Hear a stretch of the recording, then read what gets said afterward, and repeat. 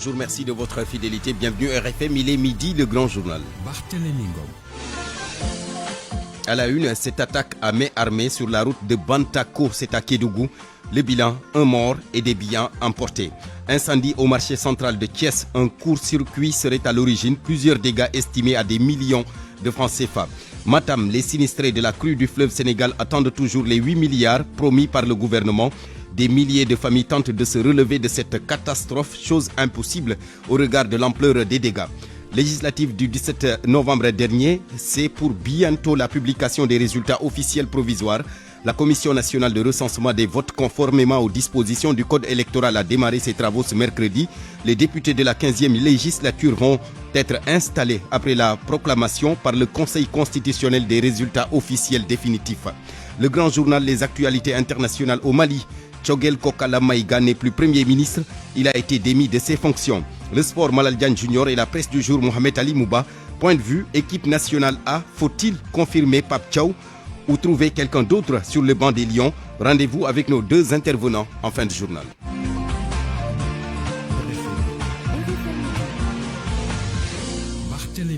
Bienvenue à tous à la technique de ce journal. Kaderlo Abdul Khadr. D'abord, cette attaque à main armée entre Tomboronkoto et Kédougou sur la route de Bantako.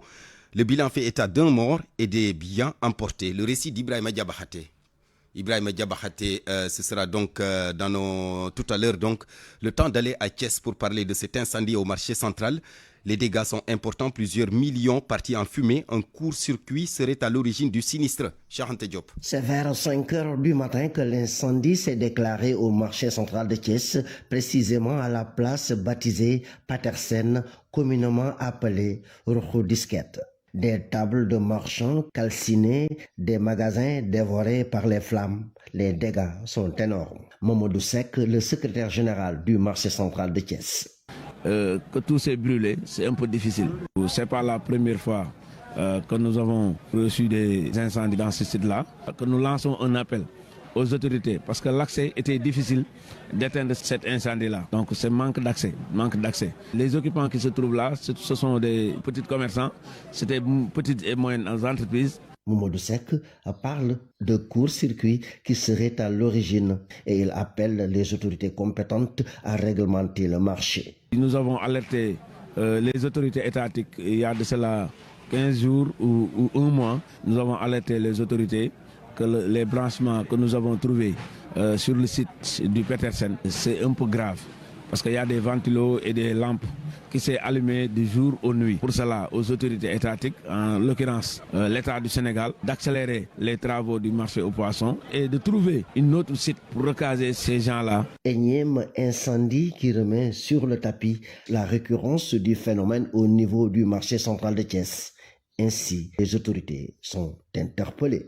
RFM Thiès, Cheikh Ante Diop. Cheikh Ante Diop, et puis nous retournons à Kédougou pour reparler de cette attaque à main armée entre Tomboronkoto et Kédougou sur la route de Bantako. Un mort et des biens emportés. Ibrahima Diabakhate. L'insécurité refait surface dans le département de Kédougou, particulièrement dans la commune de Tomboronkoto, à hauteur du croisement de Bantako sur l'axe Bantako, route nationale numéro 7, où une attaque à main armée a fait un mort. C'est aux environs de 1h du matin que le drame s'est produit sur la route de Bantako dans la nuit du lundi au mardi. Les malfrats appelés communément coupeurs de route à main armée ont attaqué plusieurs personnes attachées et mises à terre. Leurs tirs à balles réelles ont occasionné la mort d'un jeune ressortissant burkinabé résident à Tomboronkoto. Le corps sans vie a été acheminé à la morgue de l'hôpital régional Ahmad Dansoko de Kédougou. Cette recrudescence subite de la violence a fini d'installer la psychose chez les populations riveraines de ces sites d'orpaillage qui font le plus souvent l'objet d'attaques à main armée. Ibrahima Diabakhate, Kédougou, RFM. Ibrahima Diabakhate, merci. Ces inondations dans la région de Matam, les sinistrés qui attendent toujours les 8 milliards de francs CFA promis par le gouvernement près d'un mois après le début du retrait des eaux. Des milliers de familles tentent de se relever de cette catastrophe. Elles ont tout perdu sur le terrain. En dehors des sacs de riz et des bouteilles d'huile, les sinistrés ne disposent d'aucun soutien leur permettant de reconstruire leur habitation. Ali Bandelnian. Des milliers de familles qui attendent toujours l'aide et l'assistance du gouvernement. En dehors des sacs de riz et des bouteilles d'huile, les sinistrés de Matam, dont les habitations ont été emportées, sont toujours à la belle étoile. Et malgré le retrait des eaux du fleuve et de la crue, les travaux des routes du Dandemayo restent toujours à l'arrêt. D'où le cri de Yaya Ndiaye, le président de Dandemayo émergent. Et pour vous dire, Ali, depuis lors, on n'a rien reçu. Des milliers de familles qui se sont déplacées. Il y a beaucoup de bétail qui se sont déplacés. Il y a des aménagements agricoles qui ont été détruits.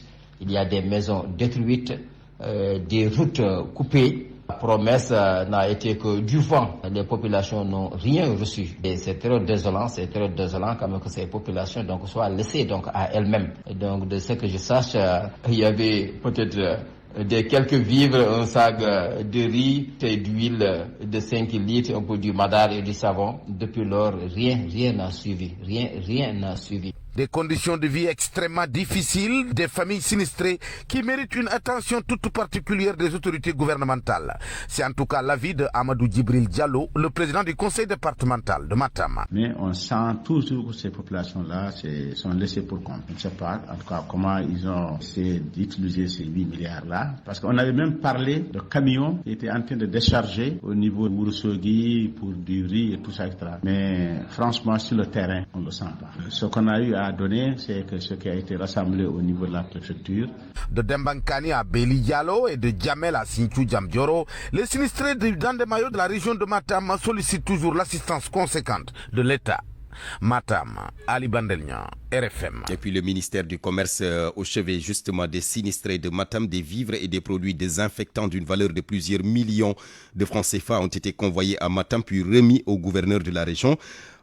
Au terme de la cérémonie donc de remise d'aide, Abdoulaye Sen, conseiller technique numéro 1 du ministre du Commerce et de l'Industrie, il s'est confié à Ali Bandelnian. Vous exprimez ma profonde passion au nom du ministre de l'Industrie et du Commerce, Dr Seringue Diop, empêché, et ensuite vous rappelez que son département, à l'instar de M. le Président de la République, des membres du gouvernement dirigés par M. le Premier ministre Ousmane Sonko et des autres bonnes volontés qui nous ont précédés ici, que la République du Sénégal nous est solidaire. Il y a des moments dans la vie d'une nation où il faut se tenir la main dans la main, épaule contre épaule pour relever les défis. Les inondations intervenues dans le Dandemayo au cours du mois dernier font partie de ces moments. C'est pourquoi le ministère de l'Industrie et du Commerce, appuyé par ses partenaires, sensible au fléau des dites inondations, est venu remettre à M. le gouverneur au bénéfice des impacts sa contribution comprenant 50 tonnes de riz, 50 cartons d'huile, 50 petits pois, 1 sac de vermicelle,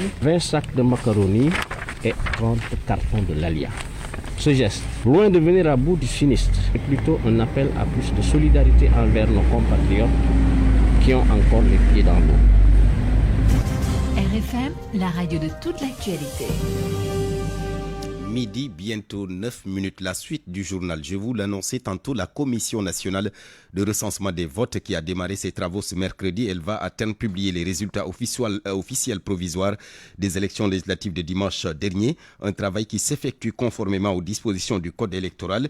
Les représentants des partis et coalitions de partis prennent part aux travaux qui se tiennent au tribunal de Dakar aux côtés d'Abdoulaye Ba, le président de la Commission nationale de recensement des votes, par ailleurs premier président de la Cour d'appel de Dakar. À Mbour, la commission départementale de recensement des votes a affiché les résultats au tribunal. PASTEF gagne le département.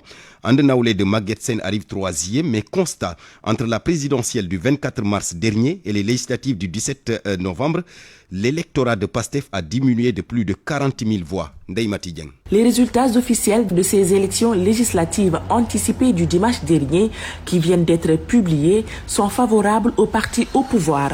Sur 351 023 inscrits, 164 124 votants, 1067 bulletins nuls et donc 163 057 valablement exprimés, PASTEF les Patriotes a obtenu 95 401 voix. L'écart s'est réduit entre la présidentielle et ses législatives anticipées. PASTEF a 44 181 voix de moins. Lors de l'élection présidentielle 2024, la coalition Diomaye Président avait eu 139 582 voix. La coalition Takoualou Sénégal vient en seconde position avec 18 034 voix. Andenaoulé de Maguette Sène a surpris plus d'un lors de ses législatives du 17 novembre dernier avec ses 16 144 voix. Pour beaucoup, il est évident que la coalition de l'ancien directeur général du COUD gagne la commune de Malicounda, mais arrivé deuxième dans celle de Mbour, ça beaucoup ne s'y attendaient pas. Sur la fiche reçue des autorités administratives du département de Mbour, il est mentionné que 8398 Mbourois ont voté pour la coalition Jàmm ak Njariñ d'Amadou Ba, 4852 pour Sàmm Sa Kàddu et 4279 en faveur du parti Unité, Union nationale pour l'intégrité et l'équité de Cheikh Issa Sall.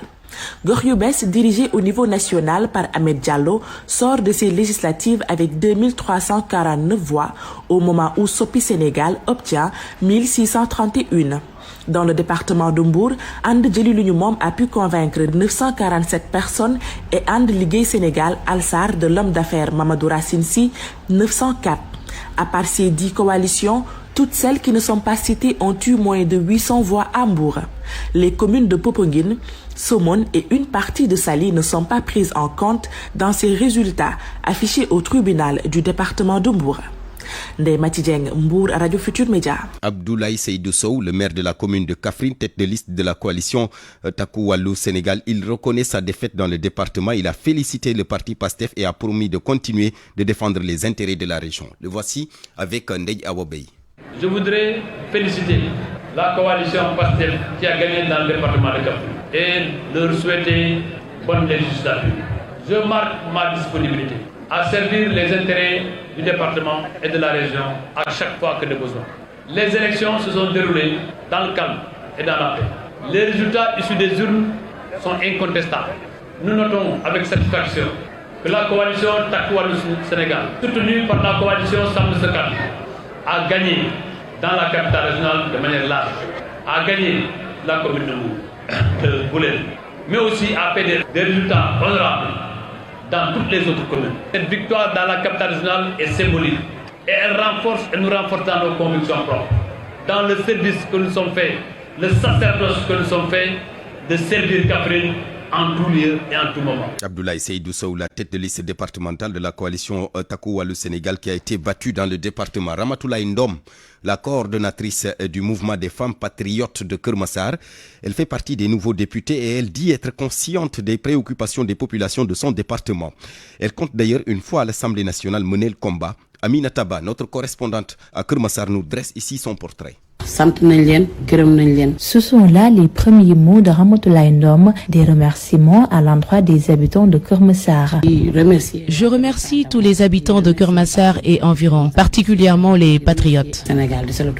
Fraîchement élu député pour cette 15e législature, le défi de Ramatoulaye Ndom est de porter les difficultés auxquelles les habitants du département de Keur Massar font face au quotidien. Je vais me battre pour Keur Massar. C'est une localité qui mérite un investissement énorme. La décharge de Meubeuze cause beaucoup de désagréments à la population environnante qui souffre beaucoup de maladies pulmonaires. À Keur Massar, il y a également de l'insécurité et ça gagne de plus en plus du terrain.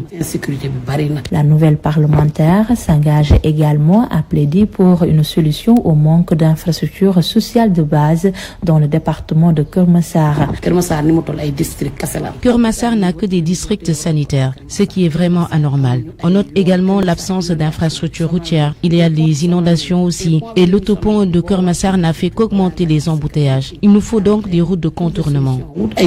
Commerçante et styliste à la fois, Ramatoulaye s'est lancée dans la politique en 2014 avec le mouvement Fekke Matibole et c'est en 2016 qu'elle a rejoint PASTEF. Depuis lors, elle milite aux côtés d'Ousmane Sonko. Je travaillais toujours derrière notre présidente Maïmouna Dièye depuis 2016. Je l'ai fait ici à Keur Massar et à Sédho, dans la commune de Nabadji Civol, mon village natal. La coordinatrice du mouvement des femmes patriotes de Keur Massar dit avoir participé à tous les combats de son leader Ousmane Sonko pour l'accession de son parti au pouvoir. Elle revient sur ces moments. J'ai vraiment aimé tous les combats que nous avons menés ensemble. Lors des manifestations de juin 2023, j'ai été évacuée en service de réanimation. Mariée et mère de 4 enfants, Ramatoulaye Ndom se dit engagée à travailler ensemble avec tous les habitants du département de Keur Massar pour le rayonnement de cette localité. Aminata Ba, Keur Massar, Radio Futur Média. Aminata Ba, merci. Serigne Mboup, Le maire de Kaolack, il interpelle les députés de la 15e législature qui vont être installés après la proclamation des résultats officiels définitifs par le Conseil constitutionnel. Serigne Mboup leur demande de jouer pleinement leur rôle à l'hémicycle et de bien porter les préoccupations des Sénégalais.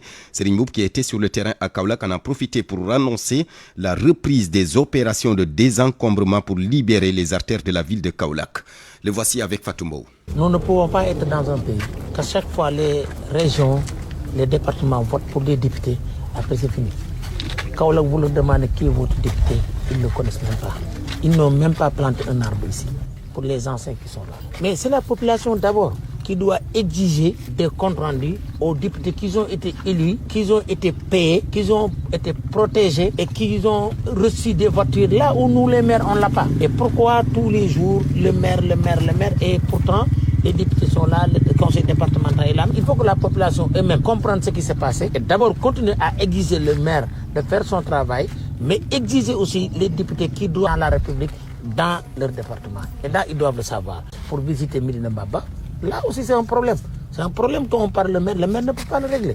Mais si les députés de Kaolack poussent le ministre, il va le régler. Oui, il va le régler. Si on demande rendez-vous en allant le dire que la population de Kaolack demande là, parce que c'est eux qui doivent, c'est leur travail. Voilà, le maire ne peut qu'écrire, demander, même le gouverneur ne peut qu'écrire, que demander. Et donc aujourd'hui, je suis venu ici, vous l'avez vu, personne ne croyait pas que c'est possible, que pour recaser les ambulants, actuellement il y a 75 qui sont prêts.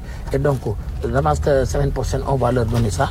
Et ici, il y aura 500 boutiques, Inch'Allah, et vraiment l'accessibilité est facile. Non, oui, c'est une manière d'être sur le chemin de le régler. Mais il faut qu'eux-mêmes qui s'engagent de ce côté, d'entretenir les liens, de le protéger. Partout à Kaolack, il y a des petits étals. Et donc, pour qu'ils arrivent à libérer les pourvoirs, il faut leur donner la possibilité d'avoir des petits marchés comme ça. Serigne Mboup, le maire de Kaolack. Et puis, dur moment pour la coalition Sàmm Sa Kàddu. Elle a subi une grosse défaite à l'issue des législatives anticipées. Comment analyser cela? Quel est l'avenir des membres de la dite coalition? Seydou Nourouba a donné la parole à des spécialistes.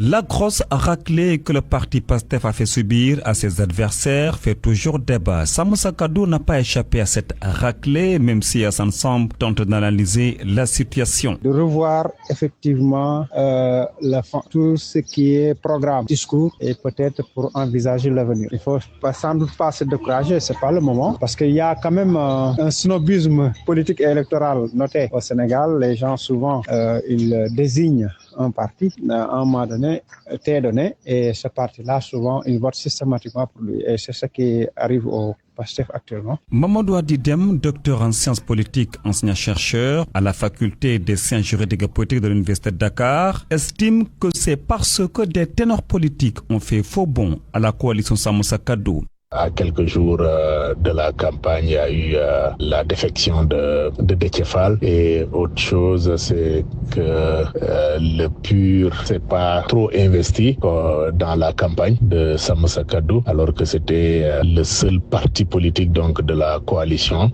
Cela a contribué effectivement à affaiblir le résultat de Sàmm Sa Kàddu. Autre chose, c'est que les leaders qui étaient les plus en vue n'ont pas une carrure nationale. Il ne faut pas se décourager, mais pour combien de temps? Barthélémy Diaz, Thierno Bocoum, Pape Djibril Fall ou encore Bougane Gueye Dany vont-ils pouvoir un jour se relever? Oui, pense Assane Samb. On ne peut pas penser que cette popularité va continuer de la même façon durant des décennies comme ça. C'est peu probable si des résultats ne suivent pas. C'est clair qu'il se peut qu'ils puissent atteindre certains résultats, mais s'il y a une très grande déception des masses, et c'est là où l'opposition pourra en profiter. Donc je ne pense pas que leur avenir politique soit aujourd'hui en jeu. Autre question qu'il faudra se poser, Sàmm Sa Kàddu va-t-elle pouvoir garder cette dynamique après la défaite subie au soir du 17 novembre dernier? Qu'en est-il à présent du statut du chef de l'opposition au Sénégal? Jusque-là, rien n'est encore officiel, sauf que la question refait surface et on en parle beaucoup ces jours après la présidentielle et les législatives anticipées de dimanche dernier. La carte se joue entre Amadou Ba et Macky Sall. Comment devrait-on désigner le chef de l'opposition? Le dernier dialogue politique s'était penché sur la question. Koumba Sandiane Faye. qui devrait être le chef de l'opposition sénégalaise après la présidentielle et les récentes législatives. Le débat refait surface après qu'Amadou Ba, deuxième à la présidentielle, perd une place après ces dernières législatives anticipées derrière son ancien mentor Macky Sall. En tout cas, si l'on se réfère au rapport final de la commission politique du dernier dialogue politique sur les statuts de l'opposition et de son chef, ça devrait être Amadou Ba. Pourquoi? Cette commission politique du dernier dialogue politique désigne la personne classée deuxième suite à une présidentielle. C'était en juillet 2023. Sur quoi cette commission politique s'était-elle basée pour une telle considération? Déthié Faye est le coordonnateur du pôle des non-alignés du dernier dialogue politique. Dans la commission politique, nous avons estimé que dans un régime parlementaire, le chef de l'opposition doit être le parti de l'opposition le plus représentatif à l'Assemblée nationale. Parce que ça, c'est un régime parlementaire. Alors qu'au Sénégal, nous avons un régime présidentiel. Donc, l'option a été que, étant dans un régime présidentiel, la référence devrait être les résultats de l'élection présidentielle. Et c'est dans ce sens que la commission politique avait retenu que le second à l'élection présidentielle sera le chef de l'opposition. Le régime présidentiel l'expliquerait, sauf qu'à l'heure actuelle, ce mode de désignation du chef de l'opposition fait polémique et ne convainc guère certains, selon qui le baromètre le plus juste devrait se baser sur les dernières élections tenues. Et pour ce cas, Macky Sall, le président sortant, s'en est sorti deuxième avec beaucoup plus de députés qu'Amadou Ba, qui pourrait jusque-là, bien évidemment, être considéré comme le chef de l'opposition. Sauf que pour Déthié Faye, tout est question de référentiel. Quelqu'un peut être second au niveau du Parlement et un an après, on va à des élections, on a un autre qui devient deuxième à l'élection présidentielle. Et à partir de ce moment, le même problème va se poser. Ce qui est important, c'est que pour le Sénégal, il faut qu'on définisse une référence, il faut qu'on fasse une option. Est-ce qu'on va définir le chef de l'opposition étant dans un régime présidentiel ou est-ce qu'on va opter pour le régime parlementaire? C'est une question simplement de référentiel. Parce que quel que soit le choix qui sera fait, ce sentiment de contradiction va toujours apparaître. Parce que deux élections qui se suivent, vous n'avez pas forcément la même personnalité qui dirige un parti qui reste toujours deuxième. Après la rédaction du rapport final sur les statuts de l'opposition, de son chef, ses droits, devoirs, missions et prérogatives, la commission politique l'avait conféré au régime sortant pour en faire un projet de loi et le soumettre à l'Assemblée nationale, ce qui n'a pas été effectif. Donc officiellement, jusque-là, il n'y a pas de statut de chef de l'opposition au Sénégal. RFM. L'actualité internationale. À midi 23 minutes, Georges Déthié Diop, bonjour. Bonjour Barthélémy Ngom. D'abord, un petit rectificatif dans mes titres. J'ai annoncé que Choguel Kokala Maïga a été démis de ses fonctions, mais après recoupement, il s'est avéré que l'information n'est pas encore certifiée. Juste retenir que l'avenir de Choguel Maïga à la primature se joue ce mercredi. Pas de conseil des ministres aujourd'hui. Le Premier ministre pourrait être démis de ses fonctions dans les prochaines heures. Le conseil des ministres a été reporté. Le Premier ministre et ses ministres, on leur a demandé de ne pas monter vers Koulouba. Ses proches s'attendent tout de même à un limogeage. Ordre a été donné à l'ORTM de ne plus couvrir jusqu'à nouvel ordre les activités du Premier ministre Choguel Maïga.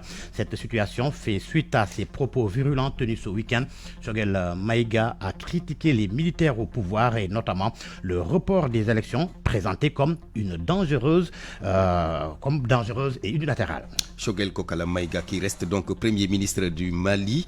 Son avenir se joue ce mercredi, son avenir bien sûr à la primature. Et puis au Soudan, Georges, plusieurs dizaines de morts dans une attaque des FSR. 40 personnes tuées par balle lors d'une attaque des paramilitaires, les forces de soutien rapide. C'est ce qu'un médecin a confié à l'agence France Presse. L'attaque a eu lieu dans un village de l'état d'Al Jazeera, dans le centre du pays. Des témoins indiquent qu'elle a commencé mardi soir et a repris ce matin. Selon eux, les paramilitaires se livraient à des pillages. Au Liban, 4 soldats de l'ONU des Ghanéens blessés hier par un tir de roquette sur la faction ghanéenne de la FINUL, la force intérimaire des Nations Unies au Liban, à l'est du village de Ramia, dans le sud du pays. Selon un communiqué de la FINUL, une autre attaque de ces bases, une autre de ces bases est endommagée par des tirs quand une patrouille a été prise pour cible. L'Afrique du Sud prend la présidence du G20. Le président brésilien Lula Inácio da Silva a remis hier le flambeau à Cyril Ramaphosa. C'était lors de la clôture du sommet du groupe des 20.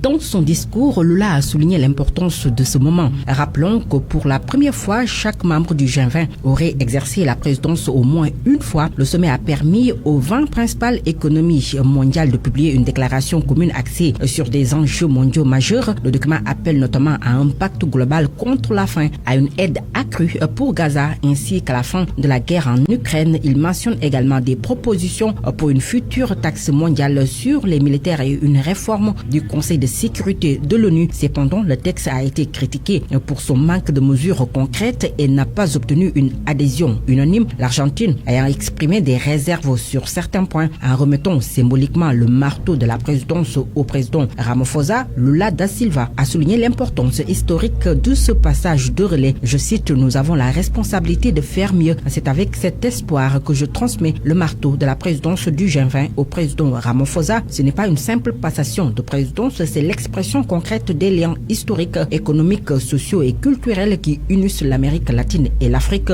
Fin de citation. Pour l'Afrique du Sud, cette présidence représente une occasion unique de mettre en avant les priorités du continent sur la scène internationale, conformément à l'agenda 2063 de l'Union africaine. Pretoria entend consacrer ses efforts sur la lutte contre les inégalités, le développement des infrastructures et la réforme des institutions mondiales. L'Afrique du Sud prévoit également de s'attaquer aux crises multiples comme le changement climatique, la sécurité alimentaire et l'énergie qui affectent de manière disproportionnée les nations en développement. Cette présidence marque une étape cruciale pour le G20 dont l'intégration récente de l'Union africaine comme membre permanent reflète la reconnaissance croissante du rôle de l'Afrique dans les affaires mondiales.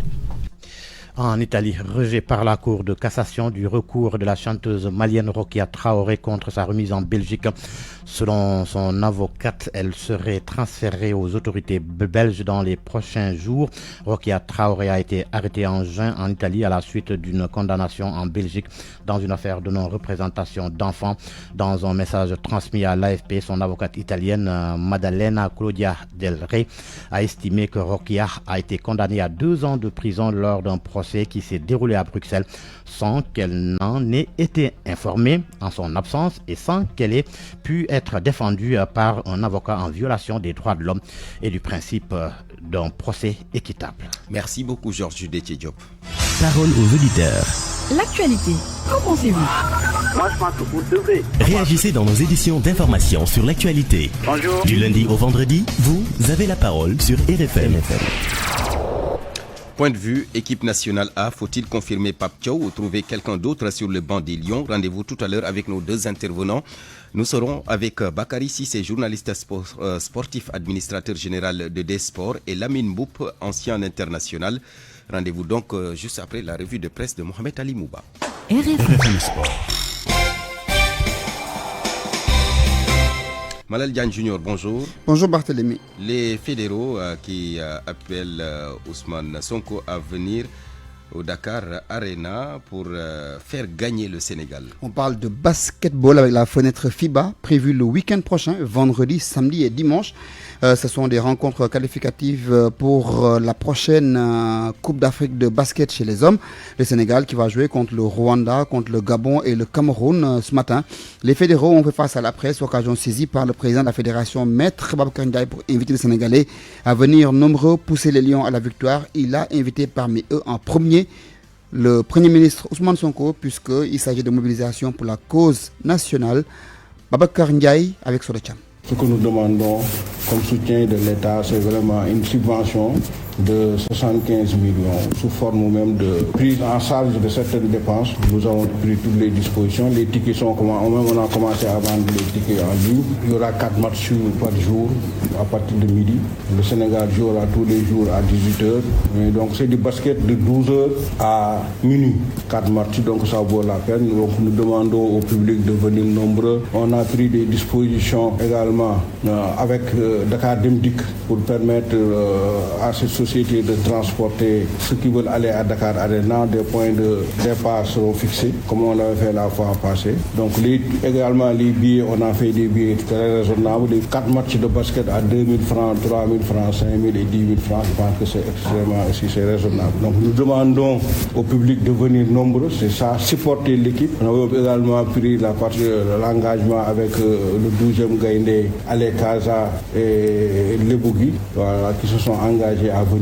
Si la mobilisation, la popularité de la fête, je pense que moi hier, je réfléchissais comme ça et j'ai une idée. La manière la plus facile, je pense pour moi, pas pour faire de la politique, pour remplir la salle, c'est de faire venir le Premier ministre. Et nous parlons football à présent. Retour sur le match Sénégal-Burundi, c'était hier. Beaucoup de joueurs, après la victoire, se sont prononcés sur l'avenir de l'équipe nationale du Sénégal, en particulier l'avenir de l'entraîneur intérimaire Pape Thiaw. Pour le président de la Fédération sénégalaise de football et le capitaine, l'avenir n'est pas à chercher très loin, puisque Pape Thiaw a fait le boulot, il faut lui faire confiance sur le Tcham. Après 4 matchs soldés par 4 victoires sur le banc des Lions, Pape Thiaw a gagné davantage la sympathie des Sénégalais et certains même pensent qu'il doit être maintenu comme sélectionneur principal. La réponse du président de la Fédération sénégalaise de football, Maître Augustin Senghor. D'ici la fin de cette année, on puisse connaître le niveau de sélection très fidèle à l'expertise nationale. Et nous ne dérogerons pas. Je pense qu'on ne change pas un système qui marche. Et notre vision, nous la maintenons parce que nous pensons qu'elle est la bonne. Du côté des joueurs, Pape Thiaw reste leur sélectionneur jusqu'à preuve du contraire, confirme le capitaine Kalidou Koulibaly. Aujourd'hui, c'est Pape Thiaw, donc on est tous à disposition de ce qu'il veut. Tous les joueurs ont eu la chance de parler avec lui, de partager un moment, il ne reste que 10 ou 15 minutes. Tous d'accord sur le fait que notre coach est Pape Thiaw pour le moment. S'il y a un changement de coach au mois de mars, c'est les instances au-dessus qui en décideront. Et nous, pour le moment, au mois de mars, ça sera encore Pape Thiaw pour nous. On a ça dans la tête, on sait qu'on va devoir continuer à travailler avec lui. C'est pour ça que pour le moment, ça marche bien. On n'a pas de raison de... Pape Bouna Thiaw sera-t-il confirmé sur le banc des Lions? La réponse d'ici la fin de l'année. Mais ce qui est sûr, le futur sélectionneur principal sera un Sénégalais. Nous parlons des équipes non qualifiées pour cette prochaine Coupe d'Afrique des Nations de football et c'est des voisins du Sénégal, la Gambie, la Mauritanie, le Cap-Vert, le Togo, la Guinée-Bissau, la Guinée-Conakry ou encore le Ghana. Comment expliquer cette régression de toutes ces équipes? Nous avons posé la question à Boubacar Kambeldien, journaliste sportif. L'élimination de ces équipes ouest-africaines à la CAN au Maroc s'explique à mes yeux par plusieurs raisons. D'abord, beaucoup d'équipes ont manqué de préparation sérieuse. Ces équipes souffrent de faiblesse infrastructure, en fait de faibles infrastructures, donc la faiblesse dans les infrastructures, ce qui limite leur compétitivité. Des équipes jeunes ou encore inexpérimentées, comme la Mauritanie voisine, la Gambie voisine, ont eu du mal à rivaliser avec des adversaires mieux préparés, mieux dotés d'une meilleure organisation tactique. L'absence de leader fort pour guider l'équipe comme Sénégal, Sadio Mané. Mais comment expliquer aussi, Campbell, par exemple, la non-qualification du Ghana? Au Ghana, en fait, pour moi, sont des problèmes internes, comme une gestion chaotique des fédérations, des prix non payés ou une pression excessive sur les joueurs. Donc, ont affecté un tout petit peu la sérénité de certaines équipes comme le Ghana, vous l'avez dit. L'absence de leader également. En fait, ces échecs montrent encore une fois que malgré leur potentiel, ces équipes ouest-africaines doivent encore progresser en organisation et en préparation pour espérer rivaliser durablement sur le continent. Pour finir, Barthélémy, allons aux Parcelles Assainies où le rendez-vous est pris pour cet après-midi avec l'open press du roi des arènes Modou Lo en perspective de son combat devant l'opposé à Site dimanche prochain à l'arène nationale. Modou Lo donc reçoit ses supporters et la presse au stade municipal des Parcelles Assainies à partir de 17h. Après Modou Lo, ce sera au tour de Site. Non, Site a déjà fait. Site a déjà fait. Oui. Merci beaucoup Malal Diagne Junior, midi 34 minutes. RFM, la radio de toute l'actualité. L'émigration irrégulière, les jeunes ne se découragent pas. Encore hier, une pirogue transportant plus d'une centaine de candidats à l'émigration irrégulière a été interceptée par la Marine nationale. Les cas de dénonciation sont maintenant devenus fréquents et une quinzaine d'appels recensés sur le numéro vert mis en place au mois de septembre dernier. Mais pour Boubacar Sey, le président de l'ONG Horizon Sans Frontières, il faut changer de paradigme. Anna Rocha. C'est au large de Differ que la dernière pirogue de migrants a été interceptée lundi. À bord, il y avait 119 candidats à l'immigration irrégulière. Ces 2 derniers mois, une quinzaine d'appels de dénonciation ont été enregistrés sur le numéro vert mis en place suite au drame de Mbour il y a cela 2 mois. Le lieutenant de police Henri Boumissis est le chef de la division communication, prévention et sensibilisation du comité interministériel de lutte contre l'immigration clandestine. Effectif depuis le 26 octobre. À ce jour, on a décompté une quinzaine d'appels, dont 10 se sont révélés exacts. Cela a permis au SILMI de saisir les services compétents, que ce soit au niveau de la gendarmerie, surtout dans la zone de Fatick, Foundiougne, Bassoul et autres, ou bien à Mbour avec le commissariat de Mbour ou bien le commissariat de Saly. On voudrait l'adhésion à ce projet dont l'idée émane vraiment de Monsieur le Président de la République. Malgré toutes ces mesures, le phénomène persiste. Pour le président de l'ONG Horizon Sans Frontières, la récurrence des départs montre que le problème n'est plus structurel, mais conjoncturel. Boubacar Seye. Ce problème est beaucoup plus complexe que cela. Et c'est pourquoi l'État du Sénégal devrait adopter une nouvelle stratégie de lutte pour plus d'efficacité. C'est l'idée de partir qu'il faudra tuer, avec l'adoption de nouvelles modalités de sensibilisation avec des outils d'aide à la prise de décision. Aujourd'hui, il faut impérativement cette révolution socio-culturelle, épistémologique, pour que les gens puissent comprendre que leur avenir est ici. Boubacar Seye propose par ailleurs la mise en place d'une commission nationale indépendante exclusivement réservée à cette problématique de l'immigration irrégulière pour, dit-il, cibler les priorités. RFM, la presse du jour. Autoroute de l'avenir et ses stickers rapido. AAS, Association des assureurs du Sénégal, vous offre votre revue de presse. Mohamed Ali Mouba, bonjour. Bonjour. À la une, les nouveaux visages de l'Assemblée nationale. Vox Populi a fini de confectionner ce matin sa liste. Le journal note qu'entre autres, il y a le président Macky Sall, le premier ministre Amadou Ba, le président de l'Assemblée nationale, Amadou Mame Diop, les anciens ministres Cheikh Oumar Anne, Abdou Karim Sall, Moustapha Diop, Thérèse Faye, Aïssata Tall Sall, Thierno Alassane Sall, Barthélémy Diaz, l'arrivée de Anta Babacar Ngom, Cheikh Youm, Maguette Sène, ex-DG du COUD, Kambak aussi, de Guy Marius Sagna, Aïb Dafé, Farbangom, etc. Pour Sud Quotidien, les départements livrent leur verdict. Le Témoin fait focus sur Dakar et le journal trouve que PASTEF a écrasé toute la concurrence. Une suprématie à plus de 222 000 voix contre 92 000 pour Sam Sakado, 9 288 pour Takou Wallou. L'info nous dit que l'autre révélation, c'est Maguette Sène. And Naoulé, le maire de Malicounda, a remporté largement sa commune devant le DG de l'Azer, Jean-Michel Sène, qui a perdu dans son propre village Nianing. Que dire de Amadou Ba? Rémi Quotidien constate qu'Amadou a perdu au songe devant Ousmane Sonko et Macky Sall. Leçon d'un scrutin. Direct News relève qu'Amadou a perdu, mais il a gagné aussi le pari de l'affranchissement malgré sa 3e place. Passé de chef de l'opposition à cette 3e place, l'AS relève qu'il est dessus de son statut. Enquête relève que ces dernières élections, c'est aussi l'union manquée de l'opposition, les rivalités internes, des erreurs de calcul et des problèmes d'ego ont affaibli l'intercoalition face à une majorité organisée. Avec plus de 130 sièges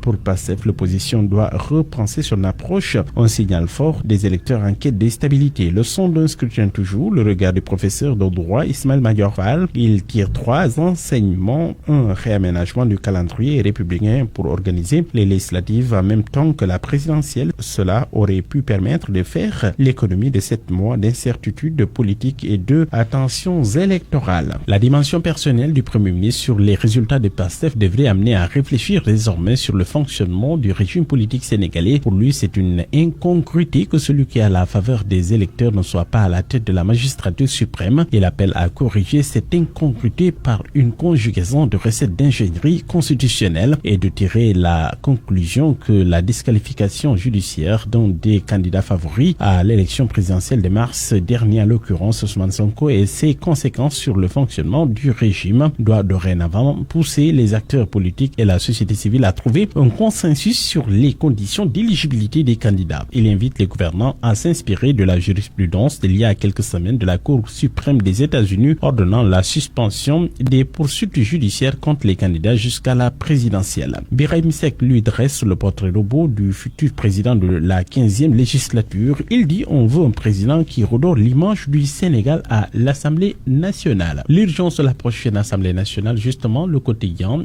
constate qu'il faudra travailler très rapidement pour avoir le budget. Mais Walfadjri note qu'avec la conjoncture, le lourd endettement du pays, la baisse de l'activité économique, la marge de manœuvre de Diomaye et Sonko est limitée. 11 000 milliards de francs CFA à payer aux créanciers durant 2024 et 2029. Le journal pointe aussi la baisse drastique de l'aide au développement. Et puis sport pour boucler, éliminatoire CAN 2025, le Sénégal qui a joué hier le Burundi 2-0 en faveur des Lions du Sénégal qui termine en fanfare selon le confrère. Le journal note qu'Habib Diarra a piqué par 2 fois. Pape Thiaw, 4 victoires de suite, 8 buts marqués, 0 encaissés. Selon le journal Le Quotidien, Pape Thiaw a terminé sa mission hier après avoir donc obtenu 4 victoires en autant de sorties. Le journal Source nous dit que les Lions ont fini en beauté et annonce un signal fort pour Maroc 2025.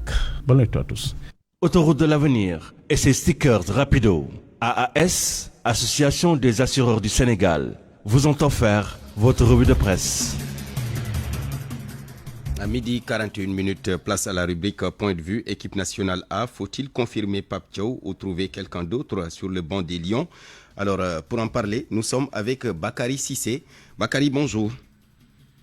Bonjour. Voilà, vous êtes journaliste sportif, administrateur général de Desports. Nous sommes également avec Lamine Boup. Lamine, bonjour. Bonjour. Ancien international. Alors, je reste avec vous d'abord, Lamine Boup, ancien international. 4 matchs en 4 victoires plutôt en 4 matchs d'intérim. Pape Thiaw a parfaitement réussi donc sa mission. On revient un peu sur le dernier match d'hier. Certains parlaient d'un match de gala, mais lui, plutôt, il parlait d'une finale, histoire de réussir le carton plein, ce qu'il a fait, bien sûr, et accessoirement, de donner un cas de conscience aux responsables du foot national. Est-ce que vous pensez que le dernier match d'hier, par exemple, peut peser sur la balance pour une éventuelle confirmation de Pape Thiaw sur le banc des Lions? Écoutez, moi je pense que ça devrait l'être, d'autant plus que Pape a imposé la continuité de plusieurs matchs de l'équipe nationale du Sénégal sans défaite. Là, il conforte sa position en étant victorieux sur 4 matchs, aussi bien à domicile qu'à l'extérieur. Moi, je ne vois pas ce qu'on demande pour un entraîneur. C'est gagner des matchs, essayer de qualifier son équipe pour soit une coupe ou une coupe d'Afrique ou une coupe nationale. Donc je pense que Pape a fait ce qu'il devait faire. Maintenant, le choix en revient aux fédéraux et au ministère, mais ce qui est sûr et certain, c'est qu'il a montré que c'est un bon entraîneur, il a les acquis, et puis même les joueurs ont montré que Pape était l'entraîneur qu'il voulait. Parce que sinon, nous, étant footballeurs, on sait que si on ne veut pas d'un entraîneur, ça ne va pas marcher, on ne jouera pas comme on voudrait jouer. Donc moi, je pense qu'il ne faudrait pas qu'on se mette dans la tête qu'il y a d'autres qui sont meilleurs que Pape Thiaw, ou bien qui peuvent venir suppléer Pape Thiaw. Là, le chemin est bien tracé. Il est venu en intérim, il gagne ses matchs, comme l'a fait son homologue ivoirien qui prend en intérim l'équipe nationale de Côte d'Ivoire et qui gagne la CAN et qui est dans la continuité jusqu'à aujourd'hui. Je ne vois pas pourquoi ces gens seraient beaucoup plus intelligents que nous pour chercher pour laisser l'autre continuer et ne pas chercher et nous qu'on aille chercher quelqu'un d'autre. Mais en tout cas, la décision finale revient aux décideurs. Maintenant, Pape a montré sa valeur. L'équipe nationale du Sénégal a montré qu'il a beaucoup de talent. Et en plus, ce qui est extraordinaire, c'est que Pape, dans cette continuité, n'a pas lésigné dans les moyens pour mettre les jours qu'il faut pour gagner encore ce match et pour montrer qu'il est en train de bien travailler, qu'il est en train de mettre en place des stratégies vraiment acceptables pour que l'équipe nationale du Sénégal montre sa valeur intrinsèque. Et aujourd'hui, Pape a montré à la face de l'Afrique et à la face du monde que le Sénégal est bien là et que le Sénégal prétendrait peut-être à aller prendre une nouvelle Coupe d'Afrique. C'est une nouvelle Coupe d'Afrique, donc c'est une bonne équipe. Aliou Cissé, Bakary Cissé, justement, Aliou Cissé a été remercié à 4 journées de la fin des éliminatoires de la CAN 2000, de la CAN qui se joue au Maroc prochainement. Alors, par la suite, Pape Thiaw a été désigné pour assurer l'intérim avec comme objectif d'abord qualifier les Lions à cette compétition, chose faite. Alors, 4 matchs, 4 victoires, le Sénégal même premier du groupe L. Alors, à la lumière de ces 4 matchs, Bakary Cissé, vous les avez certainement suivis. On a vu que Pape Thiaw a su tourner l'équipe. Qu'est-ce qu'il cherchait dans le fond? Il faut dire que ce n'est pas du tout anodin, cette qualification, parce que depuis 2012, le Sénégal a souvent terminé ainsi, que ce soit Amara Traoré, Alain Giresse, Aliou Cissé, aujourd'hui Pape Thiaw, à l'exception de 2015, de la CAN 2015, où le Sénégal a concédé une défaite. De 2012 au jour d'aujourd'hui, le Sénégal n'a concédé aucune défaite, à l'exception de celle d'Alain Giresse. Maintenant, ce que Pape Thiaw cherche aujourd'hui, c'est ce qu'Aliou Cissé n'a pas pu concrétiser. Il avait tous les ingrédients, et la mayonnaise devait prendre. Malheureusement, il n'y avait pas l'alchimie entre ces jours. Aujourd'hui, c'est avec ces mêmes jours-là que Pape Thiaw est parvenu à créer, n'est-ce pas, une alchimie. Et le Sénégal qu'on voulait voir jouer, c'est ce Sénégal-là qu'on a vu et qui s'est imposé, et qui aujourd'hui a terminé au firmament du groupe L. Maintenant, d'aucuns nous diront que oui, Pape Thiaw a joué avec le Malawi qui est 129e dans le ranking FIFA, le Burundi qui est 139e et le Burkina Faso qui est 67e et qui est parti perdre au Malawi. Mais quand même, il faut reconnaître qu'il a fait un excellent boulot à la tête de cette équipe du Sénégal et je me réjouis de ces résultats-là. Maintenant, nous, donc pour vous, il faut laisser tout simplement Pape Thiaw poursuivre le travail. Vous savez, moi, je faisais partie des premières personnes qui pensaient que c'était de la farce de dire que Pape Thiaw allait pouvoir remplacer Aliou Cissé. Mais aujourd'hui, je reconsidère ma position. Il vous a convaincu? Bon, je reconsidère ma position de toute façon. J'ai vu que quand même c'est un garçon serein et qui a pu gagner, qui a pu tirer le meilleur de son équipe. Malheureusement, ce qu'Aliou Cissé n'a pas réussi. Et Pape Thiaw aujourd'hui, je pense bien que effectivement il y a une complicité entre lui et les joueurs, et il y a une complicité entre lui et les cadres, parce qu'il a compris effectivement que pour que ces garçons-là soient d'accord avec lui, soient concernés par le projet, il va falloir qu'ils mettent en avant le dialogue. Et aussi, comme on l'a dit, on l'a souvent bien vu et souligné, souvent Aliou Cissé pêché dans ses remplacements, Aliou Cissé pêché dans ses choix d'hommes, et Pape Thiaw, lui, quand même, il a fait un coaching gagnant. Ça veut dire quoi? Ça veut dire qu'aujourd'hui, il est bien entouré. Mais, comme l'a dit Mboup, que je salue de passage, le dernier mot revient à la fédération et à l'État. Il ne faut pas oublier que l'État, à un moment donné, a donné des indications à la fédération pour qu'elle puisse prôner l'expertise locale. Oui, si Pape Thiaw est une expertise locale, mais moi j'ai tout souvent l'habitude de dire, il ne faut pas trop le griller, il ne faut pas le sacrifier, il faut le mettre il faut l'associer avec quelqu'un d'autre, mais quand même, quoi qu'on puisse dire, Pape Thiaw aujourd'hui m'a séduit et je reconsidère ma position. Oui, d'accord. Je reviens à vous tout à l'heure, Bakary Cissé. Lamine Mboup, on a vu le problème du Sénégal, c'était un peu la précision devant les buts. C'est ce qu'on avait vu en tout cas avec Aliou Cissé. Avec Pape Thiaw, la donne semble changer. On a vu par exemple Habib Diarra, milieu de terrain, qui aujourd'hui se positionne en marqueur. Voilà, Lamine, nous avons perdu Lamine, bien sûr. Alors, Ablaye Cissé, Bakary Cissé plutôt, je vous redonne la parole. Le problème du Sénégal, c'était un peu cette précision des attaquants devant les buts.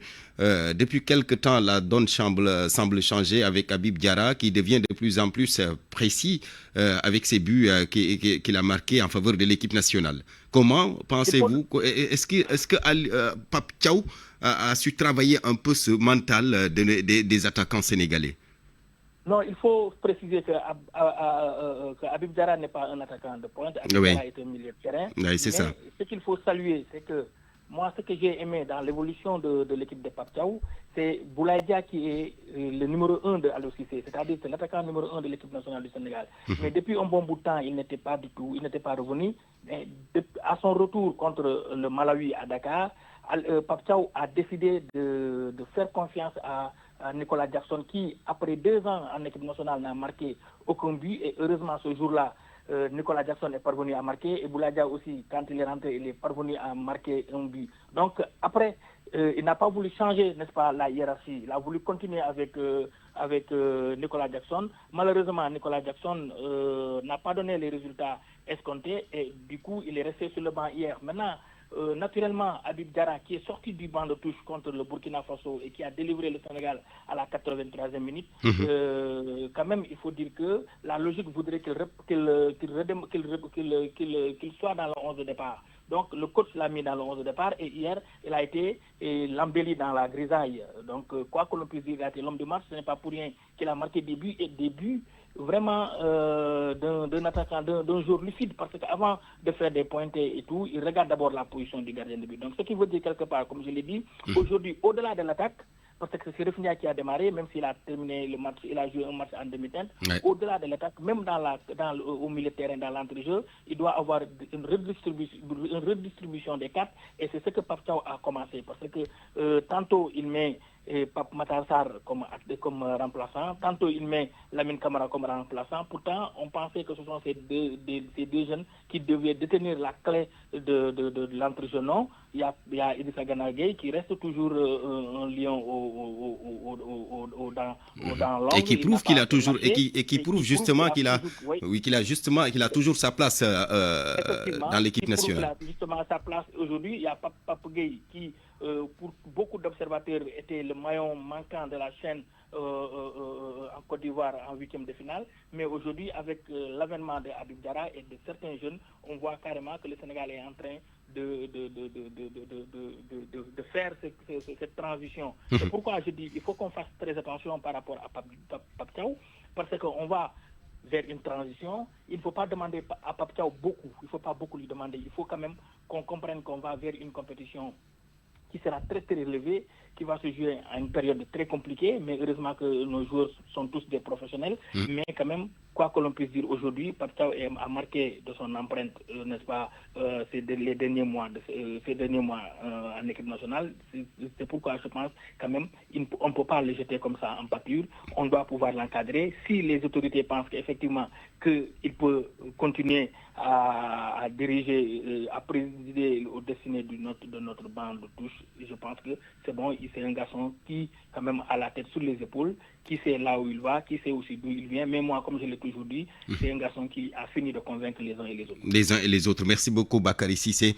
Il ne faut pas donc lui mettre la pression. Pape Thiaw, bien sûr. Lamine Mboup est de retour, ancien international.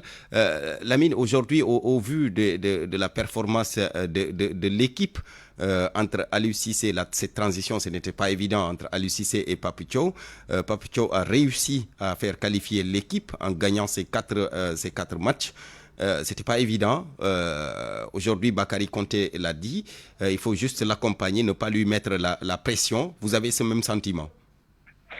Effectivement, Bakary a bien dit qu'il a réussi à convaincre tout le monde par rapport à ses capacités.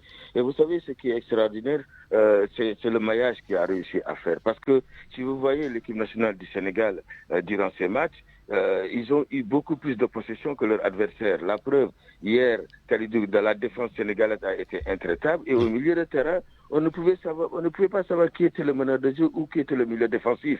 Parce que tous ces trois milieux de terrain, que ce soit Gana Gueye, que ce soit Habib Diarra ou que ce soit Pape Matar Sarr, ils ont permuté dans les positions et c'est ce qui a fait que Habib Diarra a pu aller en profondeur. On a vu aussi Pape Matar Sarr qui a failli marquer sur une passe de Sadio Mané, ce qui veut dire qu'il a réussi à mettre un maillage extraordinaire de la technicité, la compétence intrinsèque, de l'intelligence de jeu de ses joueurs, et avec la vitesse de Sadio Mané et l'individualité de Iliman Ndiaye, plus cet attaquant Chérif Ndiaye qui a su retenir la défense, être en pointe. Et il y a aussi le jeune Sabali qui a été un peu percutant.